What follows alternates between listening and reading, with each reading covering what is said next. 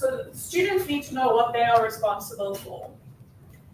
And then obviously the basic training for the students on what they're meant to be doing, so they know when they get there that they are competent. So this is knowledge-based, number one, but it is also thinking about the practicalities. So if, for example, your thermodynamics students are meant to be going and measuring the heat radiation in a home, do they actually know how to do that within the hour that they're there? Or they're going to sit around messing with all the equipment to measure, and then they're in somebody else's home and it's getting a bit awkward. They need to be efficient. Are we going in with 6 cameras and overwhelming one person, or have our students been trained on cultural sensitivity and greeting people and first explaining what the process is going to be, then setting up the cameras and going forward with your interview, for example? So that's the basic training and the responsibilities. And then a discussion of the safety and ethical issues, right? So again, very explicit conversations. Things like, this is the bus you get on, and VUT is responsible for this bus. So if you get on any other bus or you walk somewhere else, you need to know that there are risks involved. Other safety things like sharing your own personal details, all those things that we think are very common knowledge, share them explicitly, because that is what protects our students as well. Also very important for you as a lecturer or planner or coordinator of a project like this, to know what resources are available to you. I don't know what resources are available in terms of safety at VUT, but for example, at Rhodes, we have our campus protection. So if something's happening on campus before you leave, those numbers are available.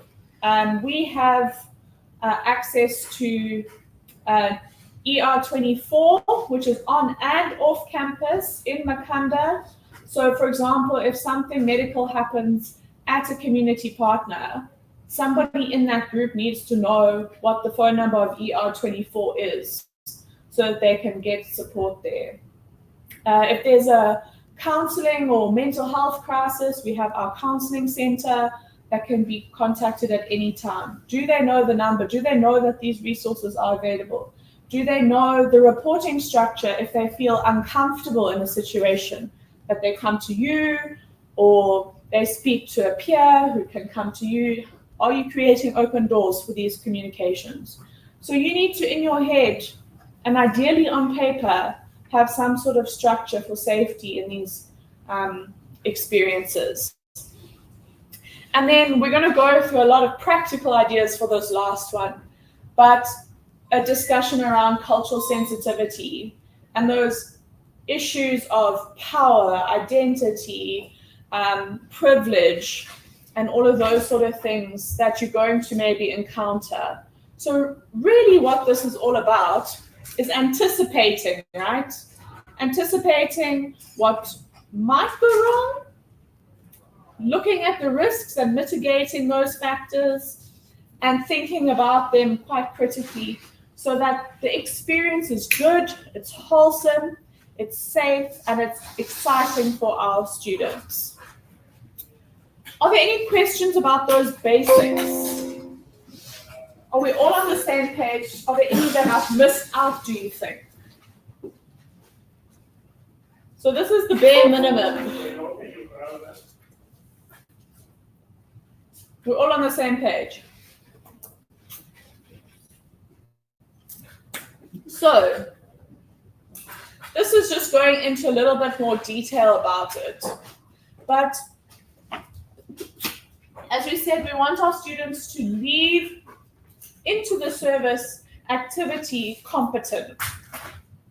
So competent in terms of knowledge and skills. So this is a lot of what happens in the classroom. Obviously, we have to have the disciplinary knowledge to be able to engage, right? And we've seen this in the example of the PR students. They have to have the knowledge of how to plan, how to be able to engage and talk and collaborate across different organizations. That knowledge comes from their classroom-based discipline. So that's very important. And then also, and that's linked also to theory. So a lot of reading needs to happen, obviously, in an academic space. And the philosophy, your own philosophy about service learning and why it's important, needs to be outlined. So you need to be quite clear about why we're taking this route. All right, and we're going to speak a little bit about student resistance in a bit. And these two things are very closely linked. If you are not clear on why service learning is important for your course or your module, it creates an imbalance, creates shaky ground for starting a good quality learning experience. So this is what this week is about, right? It's finding in your heart, in your head, and hopefully in your hands soon, the practical, why service learning is critical for you to do in your particular module that you choose. So the philosophy is really important, and maybe even explaining the difference between what, especially if you have will involved, the difference between service learning and will, and how they're going to be marked and assessed and all of those sort of things. So a good groundwork is very meaningful in service learning. So that's the knowledge and skills. And then obviously there's the attitudes, right? If we want to avoid student resistance, don't stress about the slides unless you want them for this evening, but I will send them to you. We'll put them on Are You Connected as well. In terms of developing attitudes, yes, Annika. Yes, I want to know if you are sharing the module, is it possible to offer service learning whilst other lecturers are not interested to offer it? Definitely. Remember, we've been speaking about this as a group of champions, right? Somebody needs to start. Somebody needs to set the example, and we need to build that critical mass. Remember, so it's very possible. Obviously, when it grows into other modules, it's even more meaningful because then you can have the service for a longer time. There's no expectations with partners and stuff, so it grows in depth. But definitely, so for example, what Happy was saying about, he has his module on thermodynamics, and he's going to start service learning there, for example. And he might do that for 1 or 2 years just by himself. But hopefully his electrical colleague will see how beneficial this is for his course and then say, oh, well, maybe we can partner up because you're going to do this with your students. And then that kind of links into electrical and how to store heat and, power and that sort of thing. So how can we make this over 2 terms, for example? So absolutely. I hope that answers your question. Partly because the challenge is the assessment. Yes. Because in our faculty, they want the students to be assessed safe. So yes. If my students' assessment is part of service learning and others they are assessed differently, then the students will start to complain and to talk. Yeah. Because we are offering one module and we say this into different faculties. Yes. We are 5 lecturers who are lecturing education, and hence I'm asking that if I opt to do service learning, then what's going to happen to them? There's a probability that if I can share it to them, yes. they can say yes, but there are those who could say no, I don't want to be engaged in all this community what. Yeah. And so we're going to speak about assessment after tea. But I'm going to mark that as a scenario because it's a very important scenario. But, there's ways of softly integrating service learning, right? In your first year, you don't have to go full on reflection journals and that's all you're doing and digital stories and all the creative things, right? You can softly come into it by writing a reflective essay, for example. an essay is probably the most common assessment in a university, and the most accepted assessment, I think. So you can softly come into it. You know, that is exactly the reason why we wanted this course. We wanted to introduce it to academics because when we check it, it's meant for lecturers. Yes. We wanted to introduce it, but have a 5-year plan to implement service learning. When we check our policy statement on service learning, it says we are for service learning, but we are not doing it. So we are lobbying here, like-minded institutions, to start thinking about service learning.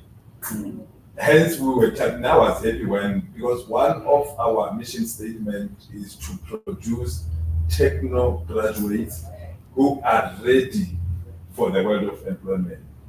So we're targeting entrepreneurship. To me, it will be a starting point. We will be piloting with this department because it speaks exactly to what we want to achieve as an institution. But I'm saying this will be a long project that will need academics to come and sit down and begin to influence the curriculum. In fact, one of the critical departments that was supposed to be here is quality and management department and your curriculum design, because you can't influence this in isolation. As academics, as much as they are part of curriculum, but we've got the standalone department which influence the curriculum across the institutions for quality purposes. So what I'm saying, it starts here.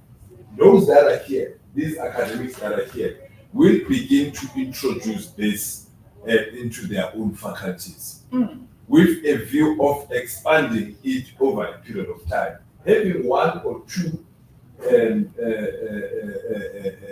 either modules, one or two in a program, this is more than enough. But at least we know that we are introducing, we are changing the culture, we are changing the thinking. Now we'll have a cohort of students whose their program will be saying that as part of your completion of this particular diploma, you will be expected to do community engagement, and it is credit bearing. Maybe 5% as a start, even if it can be 2%, will increase it gradually as we go. Then we know 5 years to come, we'll be able to respond to the ideals of our mission, the strategic intent of the university. Yeah, and that's what I'm saying. It doesn't have to be this big tsunami of change. A soft approach into change is better. And that's why I'm saying, start with your module. Set the example. Just be the best flippin' course you can be. And everybody will then want to be you. And then you can be, oh, well, I learned this.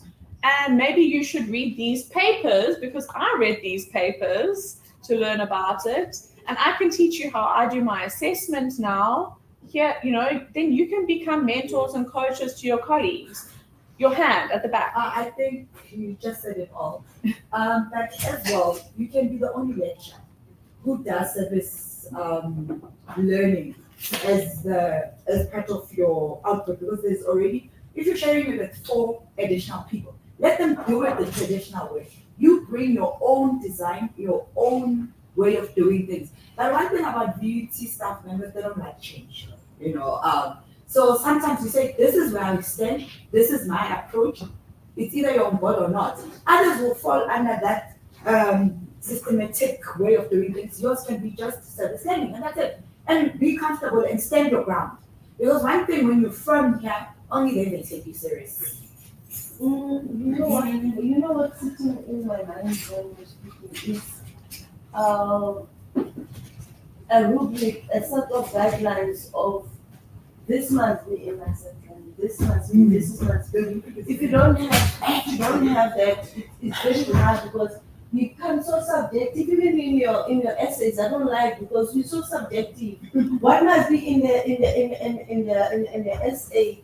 I can write fluidly and put fluff on my essay. We're gonna go And into somebody would reflection do essays now. And content and knowledge into the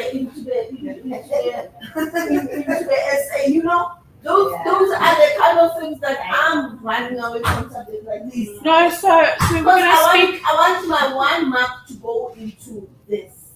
I want I can my see next the mark to scientist go brain into there, this. Phyllis. It's Yes, yes. I can So see the if scientist there's brain. no- If there's fluidity in it, We're going to speak subjectivity about. in it. We're gonna speak about assessment after tea. So Yes. give me an hour to do student preparation, and then we'll get on to assessment. Because you're quite right. The way that you assess this, especially in the day of AI and other brains being able to take over, you're quite right.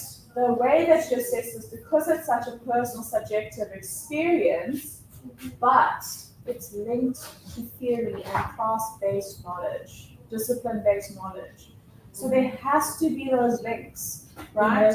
And it doesn't matter what university you go to, in which country in the world.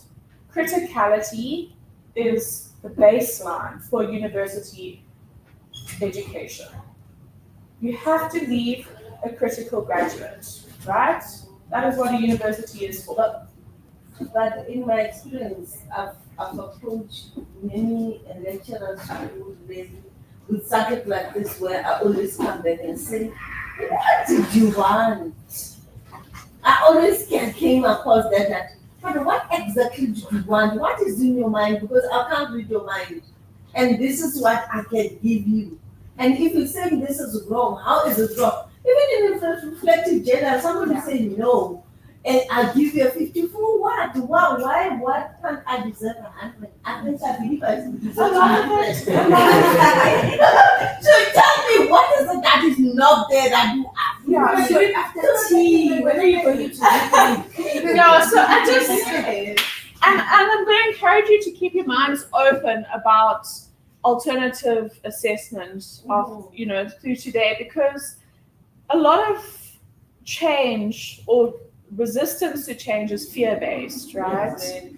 And if we, as the champions of this methodology or approach to teaching and learning, are scared to give a mark to something subjective, where that's the system that we exist in, it's going to be a very scary process to move forward in this. So it's really important to keep our minds open about how we can do this. And it's going to look different in every discipline. I mean, artists have been given marks for art, which is like the possibly most subjective thing in the world, for centuries, right? And we've created systems to do that. The humanities have been doing it for years, philosophers. So there are ways, right? And you'll see now that criticality and reflexivity in the sciences and that sort of stuff is actually becoming a lot more important, because we've covered all the theory and the basics. There's not much more for us. I mean, there's lots of stuff to find, but it's becoming more and more and more nuanced. And so we actually need that reflexivity. But we're going to discuss assessment just now. Last comment. Yeah, I think I'm moving away from, in terms of your homework. Yes. Is there only one system of submitting? Can't I record my answers, video record my Yes. answers? Can I do that? Yes. Thank you.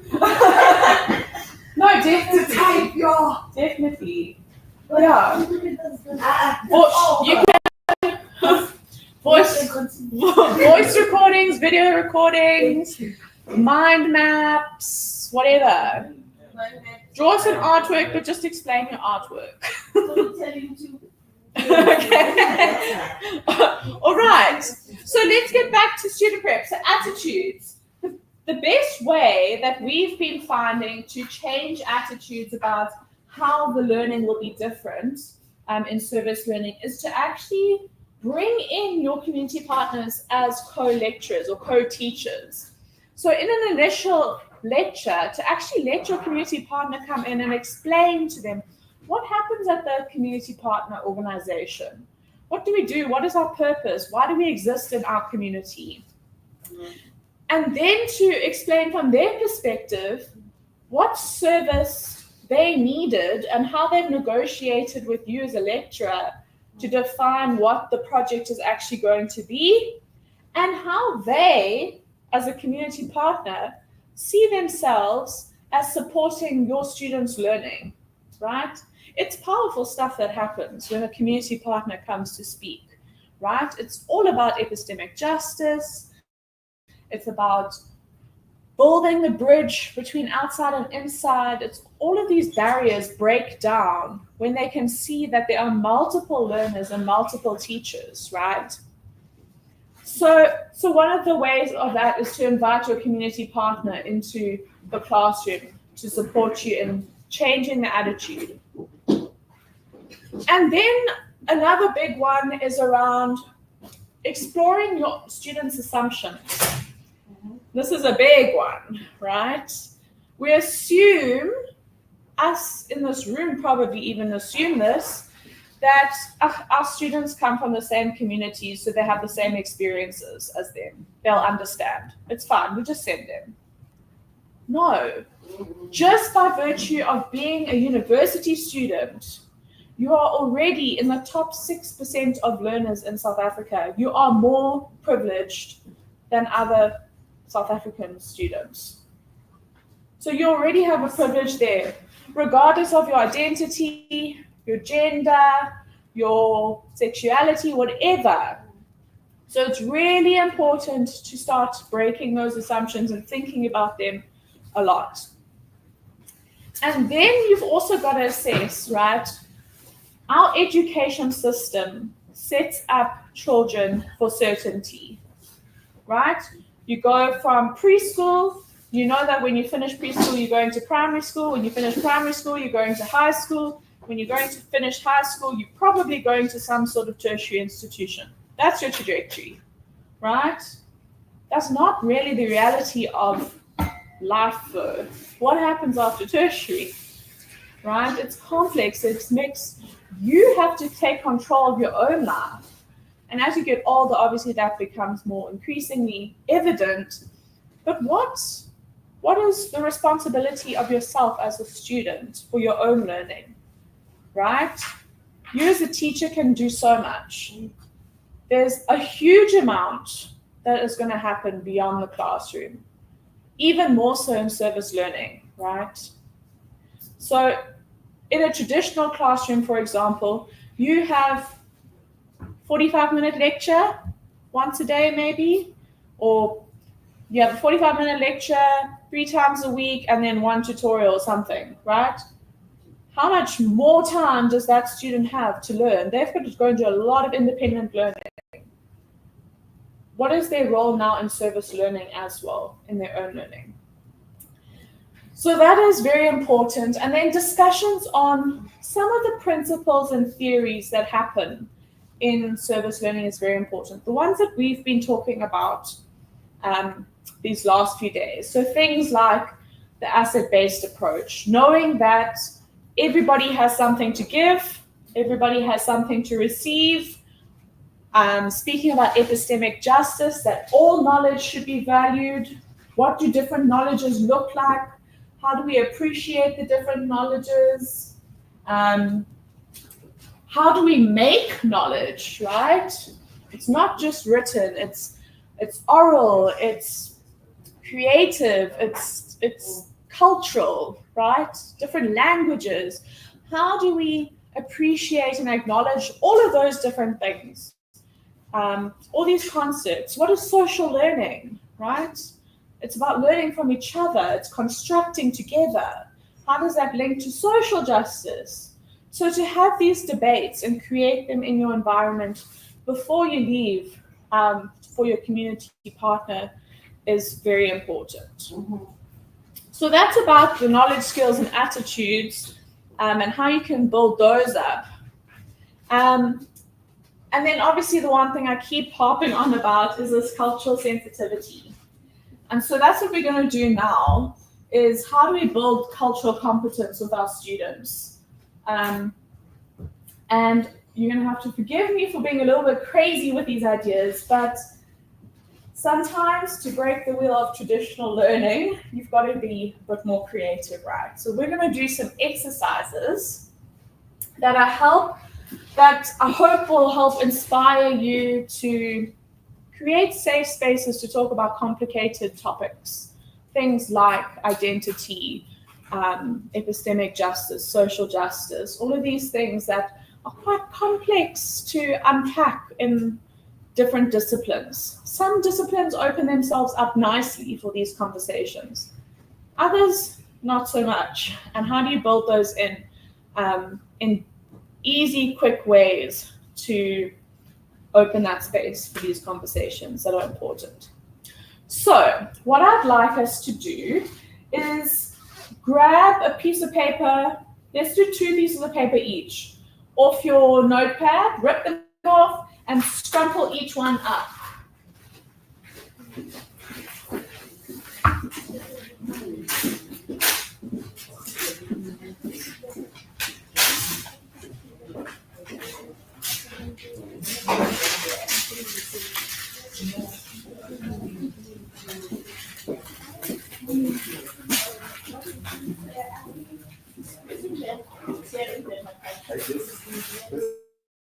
Yeah, you need 2 little balls of paper.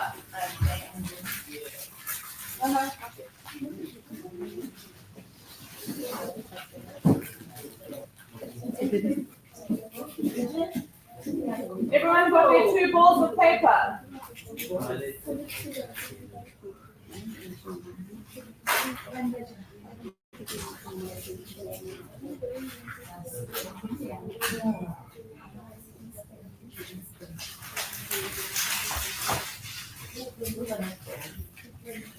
All right.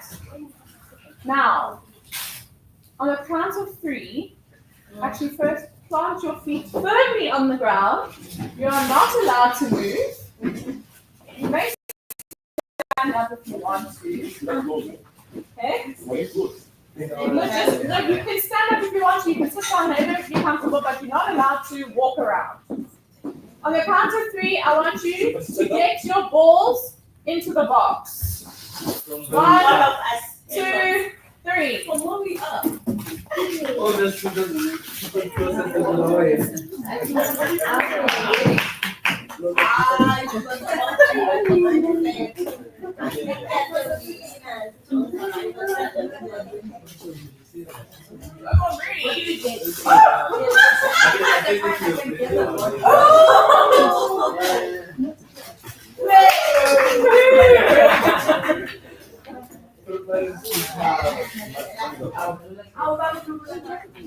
Right.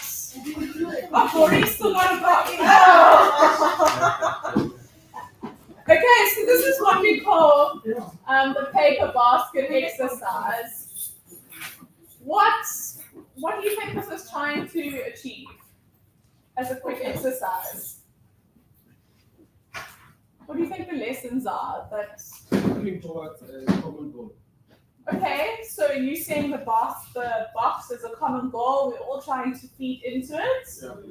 Okay. Focus also. And what's Focus and concentration. so we're all focusing and concentrating on the same thing. Okay. Breaking away from So it's a different way of learning. It's fun and novel and exciting. Okay. But also, it depends how far you are from the furthest Right. you won't get them into it. So if we're looking at this as a learning example, is everybody on the same page? Right? Have we got people wide at the back missing the objectives completely? Exactly. Or group also. yeah, so The aim was not to get it inside. The aim was to focus and enjoy the journey.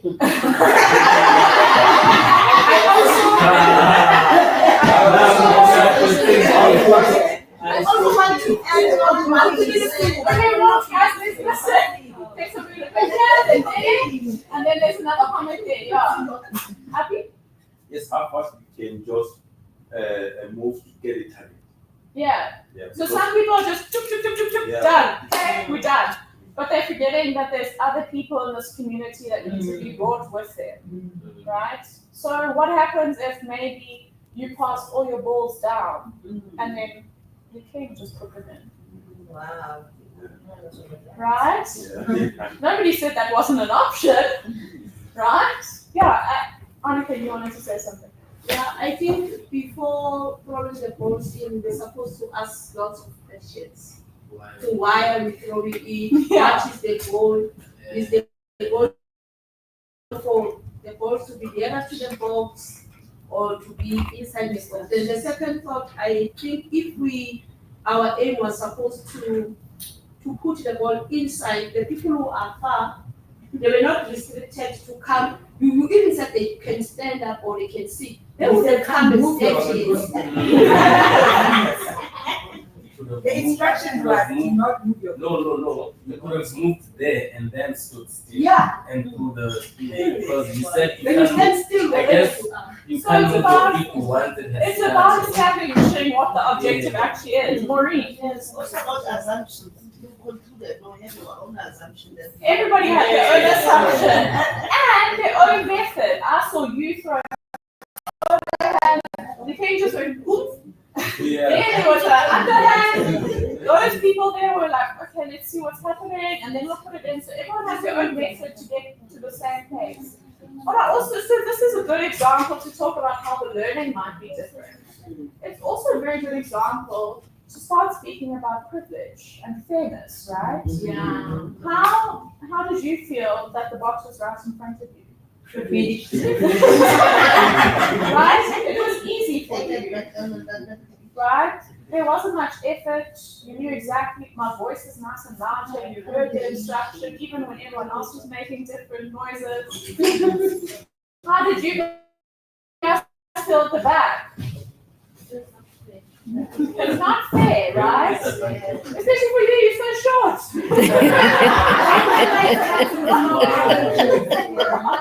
Some people can aim. So here we have a whole line of people, and even if you're short, you have to look over all these people to try and get it in the box, right?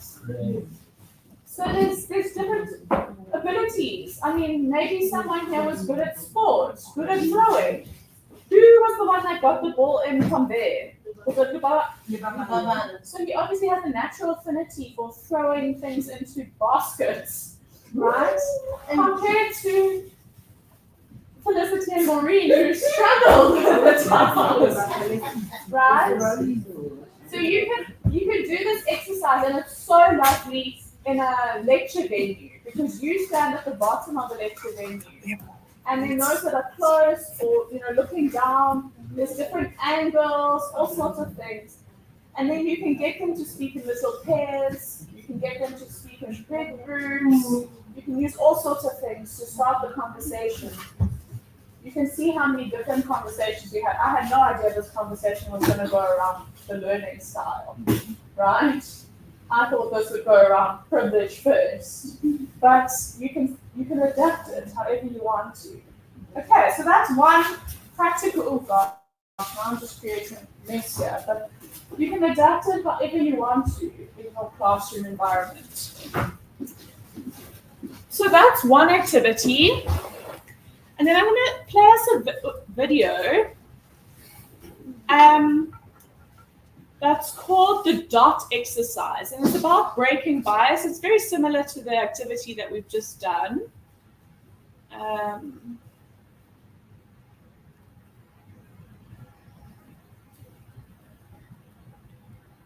hope you can hear it. Why is this not coming up?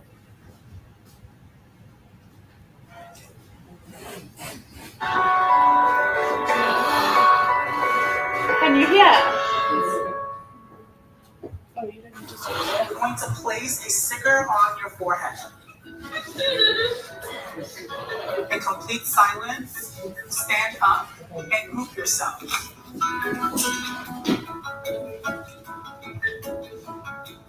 Okay, are we grouped? Yeah, for the most part? All right, what just happened? There's two people alone and it's not in our group. So there's two people that you've identified that are not in our group. For the folks who are in green or in orange, how did it feel to do this? I felt sort of like I had no control over it, yeah. Yeah, so you felt like you had no control over it, yeah. I personally think it was more comfortable to be in a big group than to be like in a group alone. For my two folks in the back, how did it feel for you to do this? It was weird. I was like, I don't know what part I was, like which group I was with. I guess it was okay. Did anyone attempt or try to bring them into their group? I thought about it. You thought about it. I sent it away. She did! I didn't do that! I love even being here. I don't like people being alone. It's interesting, right? Because I never asked anybody to group themselves by color, just had to group yourselves, right? The group decided, all of you decided to do this. I never said by color. How can you kind of like avoid this happening at your school? Yeah, you could try to make friends with that person or walk with that person so you don't feel so alone. An invitation is a powerful thing. So even if you invite someone and they're not ready, continuously just being consistent with someone can ultimately result in them saying, yeah, sure, I'll join you. We're gonna do this again, right? So group yourself. In silence. In silence. Just group yourself. All right, are we grouped?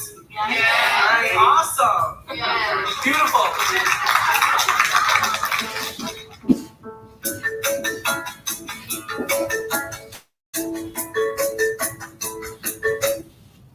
So you can see there again, it's just a short little provocation, something to provoke thought. And you can see, I hope you could all hear that, but the whole thing was they got a color sticker on their head and they had to group themselves, and there were two children left out of the group. Nobody said that you had to group yourself according to color. They could have grouped themselves however they want. But we have biases in our head, right? And that's a simple one from taking away from your actual biases that you need to discuss, which you might be able to do with university students. But another simple provocation that you can use in your classroom, very quick, right? This whole video was 2 minutes 15. So it's not like it's going to take your whole lecture. This took us, 3-4 minutes? And you can have a little bit of a long conversation if you have a bigger class. But you can see how these are starting to unlock difficult conversations in much safer ways. So one last one that I want to do with us is what I call the social identity wheel. And I'll share all these because you can see there's links to all of these activities. And there's even more on Are You Connected? So what I want us to do is I'm going to try and make sure this goes on one page, and it's not going to list these things. So can you all see there? If you can't see, if you just come a bit forward. What I quickly want you to do is just list these things that are relevant to you. So ethnicity, race, socioeconomic status, gender, sex, religion, spiritual affiliation, and age. So just list those, write them down for you. Don't stress, you don't necessarily have to share them.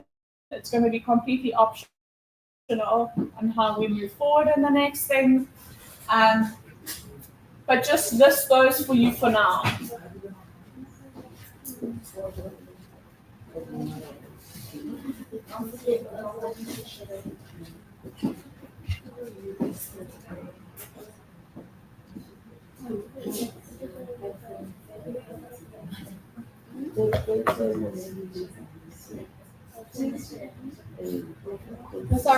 Must I say them again so that you can list them? So your first one is list your race. Then your religious or spiritual affiliation, your age, your sex, your gender, your socioeconomic status, and your ethnicity. We'll just do a few examples. There's a whole ring of them. And then once you've listed what your markers are, your identities are, I want you to just think, what identity of those things we just listed do you think about the most? Which one is like most prevalent in your mind? And which one do you not think about? Which one do you think about the least? So maybe you can put an arrow or an up or down arrow. Okay. Can we start afresh from the beginning? Yeah, so you want me to label them. So race, religion or spiritual affiliation, your age, your sex, your gender, your socioeconomic status, and your ethnicity. So your students might struggle with knowing what to write. So at the back of this handout, they actually do put like some descriptors that might jog their memory. So for like gender, woman, man, trans, gay, queer, whatever you want to use, sex, intersex, male, female, your race could be black, white, Indian, colored, mixed race, whatever. Ethnicity would be more like cultural. So they do put some descriptors there for your students. So once you've listed them, I just want you to maybe tick which one you think about the most often, which one affects you the most often, and which one you think about the least often.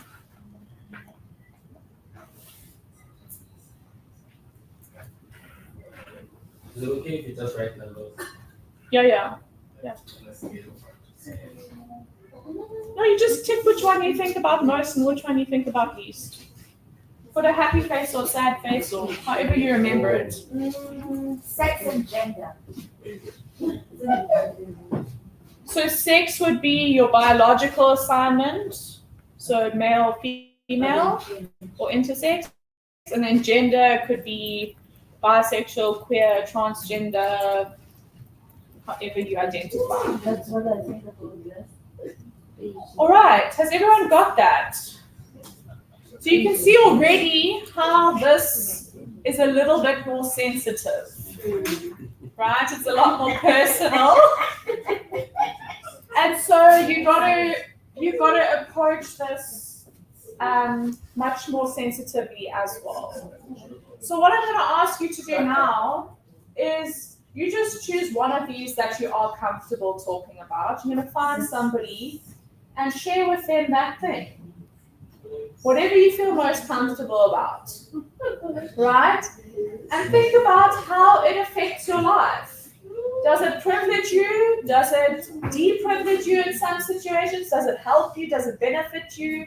Does it put you above people, below other people? Just choose the one identifying marker and share it with somebody next to you. You can get up and walk to somebody else if you see a different friendly face. No, but You can, but just in pairs, choose somebody, choose one indicator, and discuss how that thing affects your life.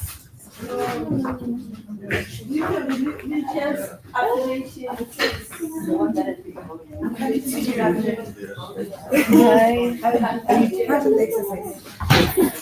are you?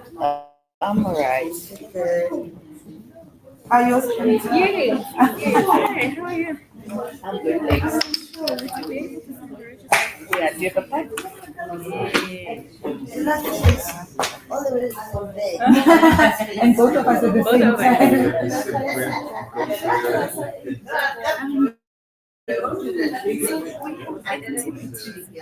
Yeah, no, it's my first time today, so I missed out on a lot of things. I don't know if I'll be able to catch up. Yeah. I mean, we do give some time to you to Okay. Oh, all right.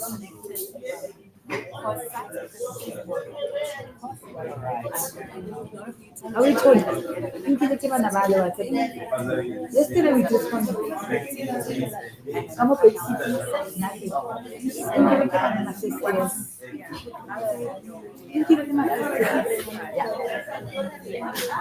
Ke tlo tsamaya ka one, ngwana ka wa kula, ke tlo kgutla ka seven. Ke tlo tsamaya ka one, ke tla ngwana ka 10. Unless you're gonna stay so late. Okay, I'll be back by 10.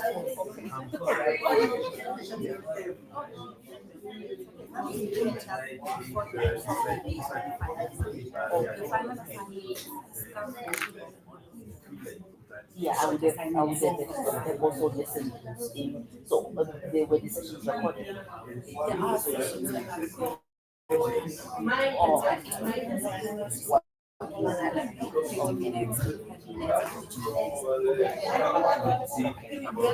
you please get me on the site? No, on the internet, then I will study with you. Then I will do you can open them. One last minute to discuss your identity.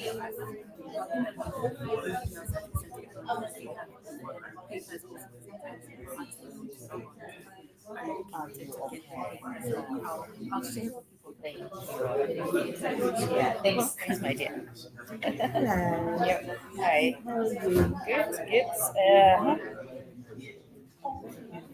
What do you want to talk about? I'm here to listen to you. I don't know what. Okay. Okay. Now they said we must choose one or two that you can identify with. Okay, I'll start. Definitely race and religion. And then I would say the last one would be sex. Race in the space and environment that we work with, it's shoved in our faces. You know, yeah. When you say shoved in your faces, What way? what do you mean? Are the people who become prejudiced towards you when they deal with you because you are black? Okay. Yeah. No, but that is not allowed in a workspace. I don't think that happens. We've taken it to HR so many times and nothing has been done. Nothing has been done. And the point is, we just disregard it. She talks. Like we've created this wall.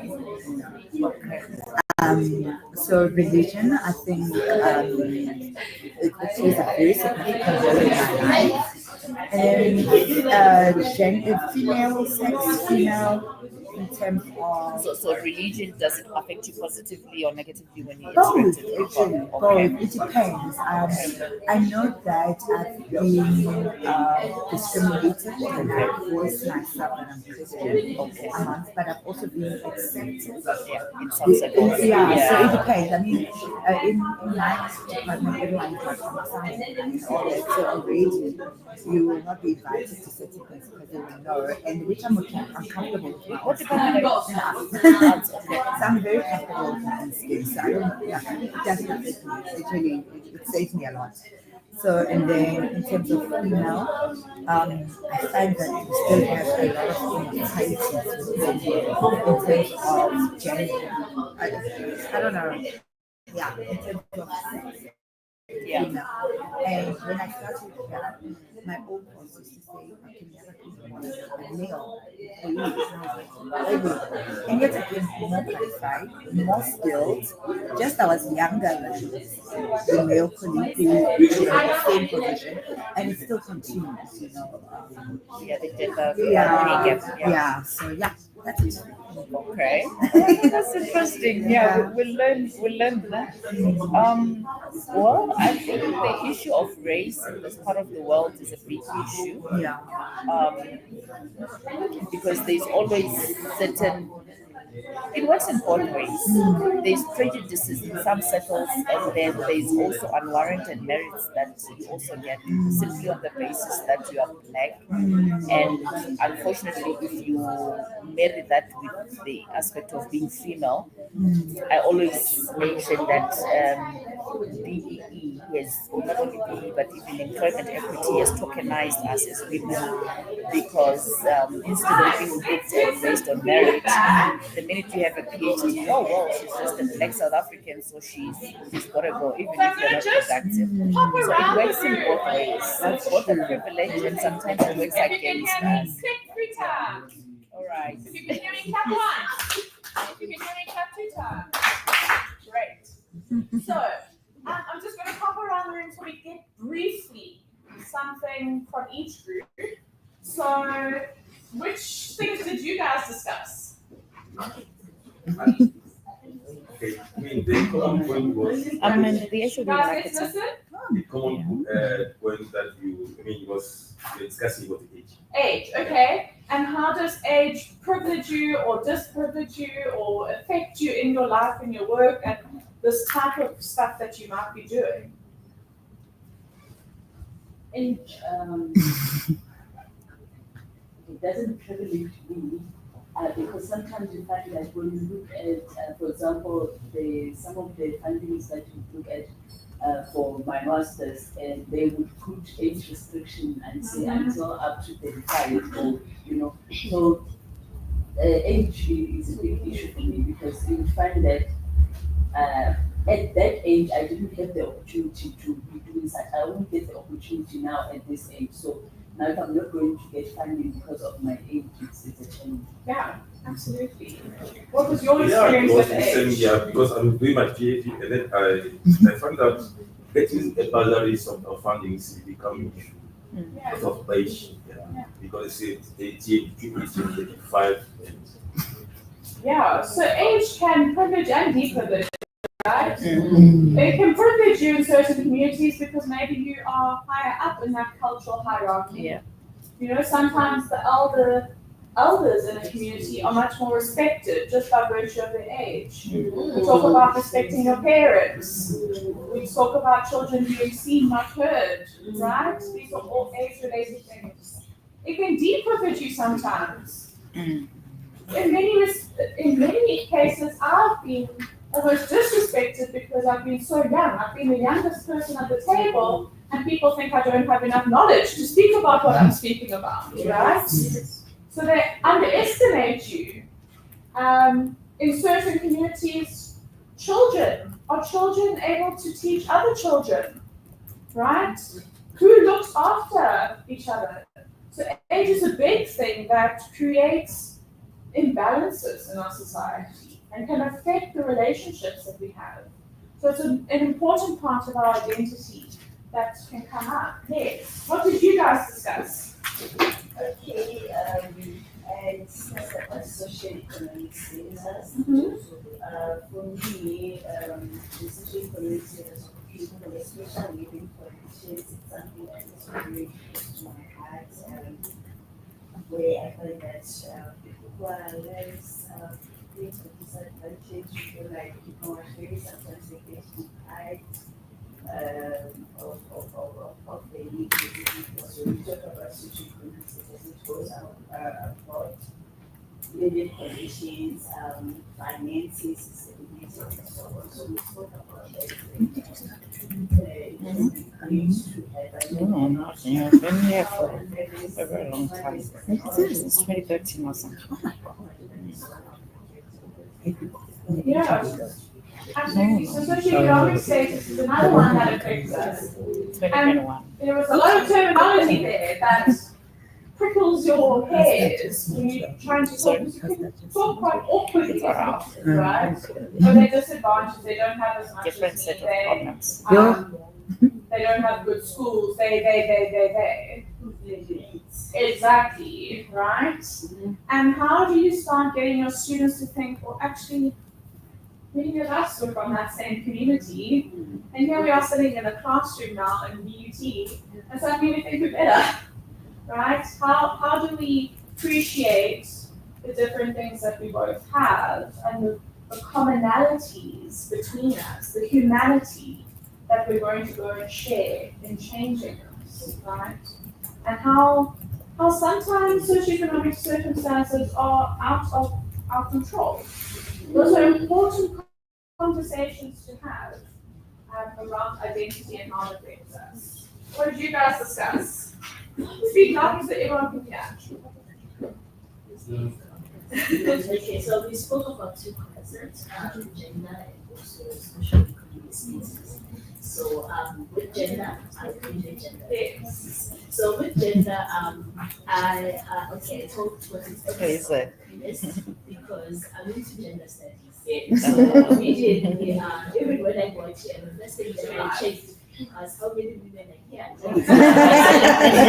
It's automatic, so it's something that happens. So when we speak about privileges, I think we are at an era where women are put on the front. That we say no, you should apply for 1, 2, 3, 4, 5 because now we have laws that privileges women. So I'm into gender looking at women specifically. So I think there is some Yeah, so there is another thing about gender, right? So there's one aspect of gender is like how policies and quotas and all of that are favoring women now. And there's actually an intersection there with sometimes race and socioeconomic class and age, right? So all of these things muddled up together create even more complexity.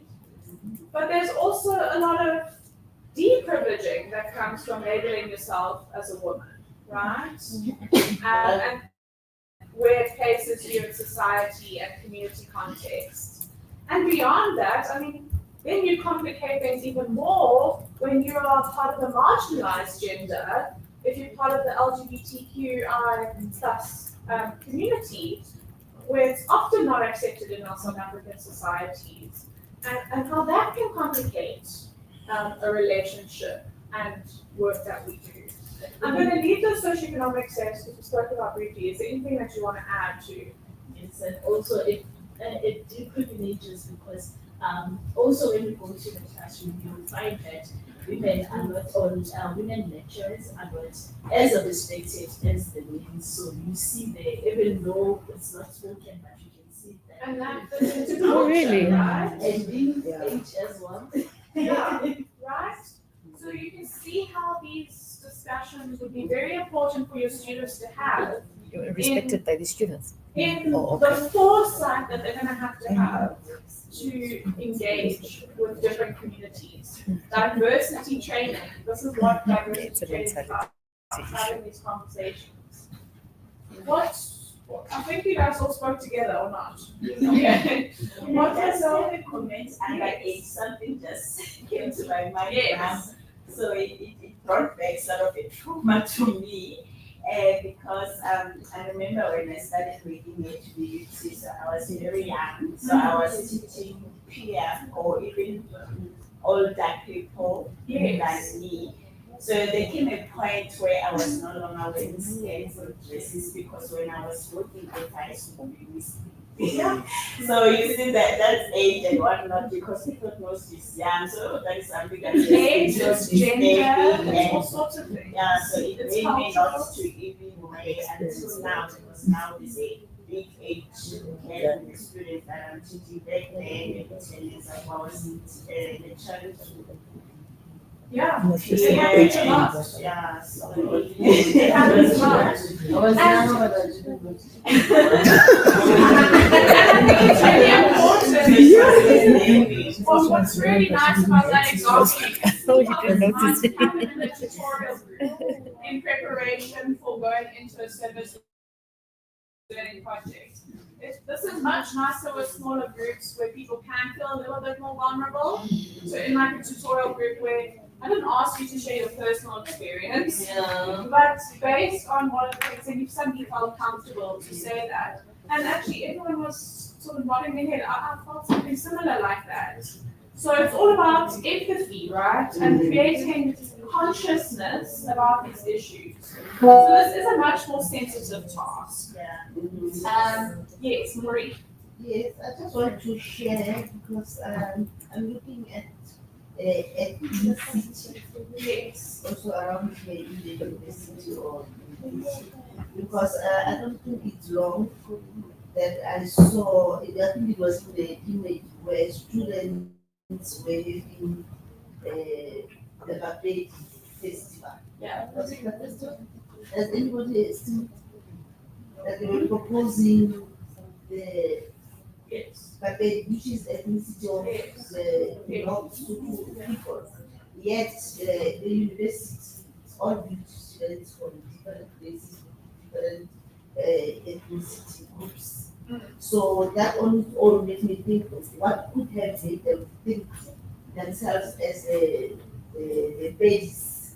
They need to hold each other and come together, excluding other people. Yeah, and this is another nice example that you can use. Instead of this wheel, instead of this wheel, all of you are sharing personal experiences now of where privilege and deprivilege works, right? So you can also do we're going to do a scenario-based thing now about student resistance, but you can use scenarios to create conversations, and then in groups of 2 or 3, you can say, oh, well, on Beauty Campus 6 months ago, they wanted to have a Bakeli festival. Now, how do you think other ethnicities would feel about this? How would you solve this problem? How would you approach this I problem? think it's a wrong example. If It is to celebrate their. Zulus and other They have their nations, own they as well. celebrate themselves a lot than Across what different you universities. perceive as the baby people who do. So I think there were time to say, because less has been celebrated about babies, let's also come in. You will see when we have even our most of the prestigious ceremonies at the university, vendors will come in. Zulu is always there, even in the most prestigious events, even at government level. But you hardly see babies celebrating themselves. So it was, I believe it was their turn to come in and say, we are our babies and this is Other people might disagree with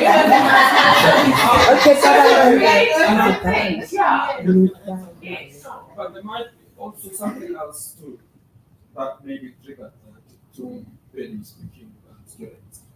Because there are conversations there that there's actually another language there that is called Bulone. And there are people that are strongly pushing for that language to be a national language because they feel there's so many people that are speaking that language. So this activity that was done by these 30 people may be speaking to that issue there. That But is you can actually see how this another little language. discussion Yeah. can become a really good and important discussion for cultural context. So, yes, this is what's happening on campus, but what do you think is going to happen in the community? What is the culture and the ethnicity of the people we're going to work with? Is it the same as us? Do we communicate the same way? Do we have similarities and differences? So it's all about creating those conversations. Our wonderful PR ladies. What did you discuss and what are you finding about the different privileges? Okay, for me, I look more on the sex or female and male. So, Guys. I think as we know that males are portrayed more as like independent individuals more than the females. Like for example, we see that mostly in the media, males are more portrayed as like independent individuals as like your CEO, your CFO, and the females are most portrayed like as how can I put it, housewives, yeah. And this is a really good conversation for service learning because what role do you play in group work then? If you have a man who feels like they should be the leader in your group, right? What role is it going to play in your marks when you do all the work in the background and dear leader in front gets the same mark as you but was just the face of your workshop? Right? So these are important conversations to start talking across genders and races and sexes to be like, well, what are we going to anticipate? This is how I feel. I'm worried going into this assignment now that we have an imbalanced group. I'm worried that I'm going to get there and I want to share my knowledge, but am I going to be listened to when I have to work with these NGO workers and there's nobody that looks like me, there's nobody that talks like me, right? These are legitimate fears that students come up with that need to be addressed in very sensitive ways. So if we don't go in and just be like, I'm the leader, I'm coming to save you. Last group, what did you guys discuss? Okay. We spoke about the double jeopardy of being African and a woman at the same time. On the part of being African, I guess it's just the usual labels and biases that, stereotypes rather, that people often refer to Black Africans as. I mean, on simple things like if you're trying to access a certain group of people, whether in a community, oh, these ones are here to steal, oh, these ones are going to mess up on this project, oh, these ones are not going to deliver. So all those tend to work against us because it's already a stereotype and it sort of diminishes the confidence that the community would have of you before you even access them. And then on the aspect of, oh, okay, there's an online, sorry. Yeah, and on the aspect of women, I think she indicated her experience when she joined VUT that there was a gender parity issue. She was paid less than her the male counterpart. So we tried to navigate that, and also listening to the other contributions that perhaps as female lecturers, our voices are not taken seriously. Sometimes as women, you're just considered maybe less rational and more emotional. When you try to express yourself, for a man, they say he's firm. For a woman, they say she's emotional. Yet you are trying to express or deliver on a particular point.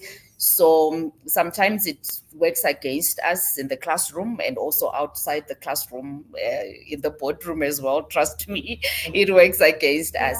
But yeah, those are some of our experiences. I really like what you're saying about stereotypes because that's where a lot of the issues come from, right? And stereotypes are half truths, right? Yeah. They're not the full truth, right? They're created because we have a thought or a presumption or assumption about something that we've experienced and assign it to a full group of people, right? And that's really important to remember is that we're going in, wherever we go, we have biases, right? Even the research process, we have to put all these things in place to take away our humanness in our research. And that's the complexity of this engagement, is that we're actually trying to bring the humanness back into the academy. And it confuses people how humans can actually be in this place, right? Because we're trying to be sensitive. We're trying to understand and collaborate and cooperate, which for centuries has not been the prerogative of the academy. You wanted to say something? As well as spiritual affiliation as well, especially in our space, let me say in the art space. I'm not sure about the other departments.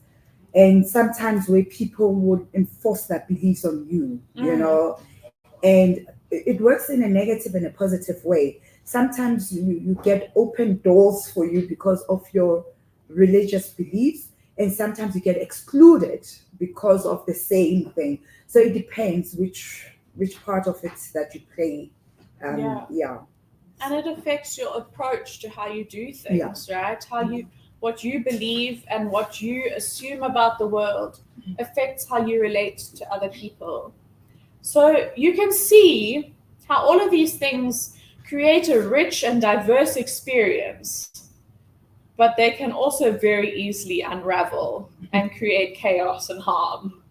And so trying to balance these things and manage these things is it's a different role for the lecturer, right? You are holding the pieces together. Yes, you have your stakeholders and everyone working with you, but you need to manage the context, the environment, that this stuff can be productive and meaningful. So what happens when things get messy and fall apart? Because somewhere along the line, they are going to fall apart, right? And I put a saying there because this is something I'm grappling with at the moment, is this idea of messiness. right? We all move away. We want clean homes, neat homes, boxes that we can tick to say we've done it, right? But it's important to remember learning is messy, teaching is neat, right? Teaching, we know what we're teaching. We know how we're teaching it. We know the learning objectives. But the learning that happens, we have no idea what's going to come out of that, right? What we've just spoken about now, I had no idea from this box activity that you're going to use that as an exercise to think about how learning is different. You've got to go with the flow, roll with the punches, okay?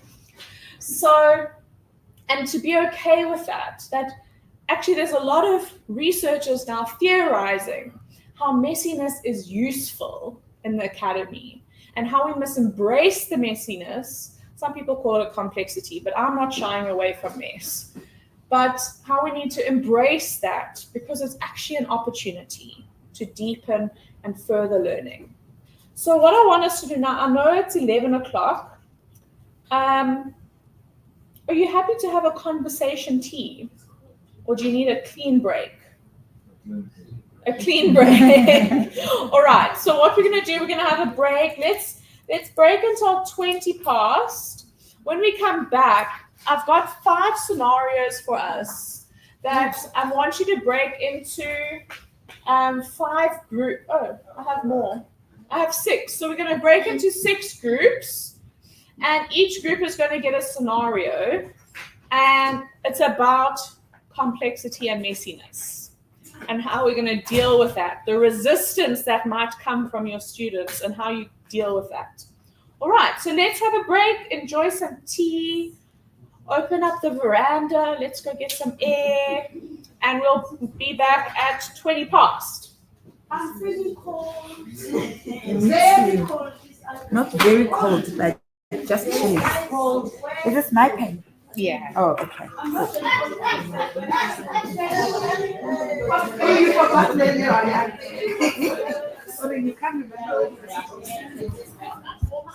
You didn't tell me there's